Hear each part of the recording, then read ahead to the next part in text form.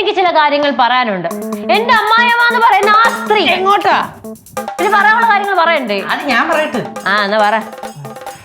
കുറച്ച് ആചാരങ്ങളൊക്കെ ഉണ്ട് കേട്ടോ. എല്ലാവർക്കും നമസ്കാരം. എല്ലാവർക്കും കേശൂസ് പോഡ്കാസ്റ്റിന്റെ പുതിയൊരു എപ്പിസോഡിലേക്ക് സ്വാഗതം. എനിക്ക് ചില കാര്യങ്ങൾ പറയാനുണ്ട്. എങ്ങോട്ടടേ? നീ പറയണ്ട. നീ സ്വാഗതം പറഞ്ഞില്ലേ? സ്വാഗതം പറഞ്ഞാൽ മതിയോ? തനിക്ക് സ്വാഗതം തരണ്ടേ? പറ.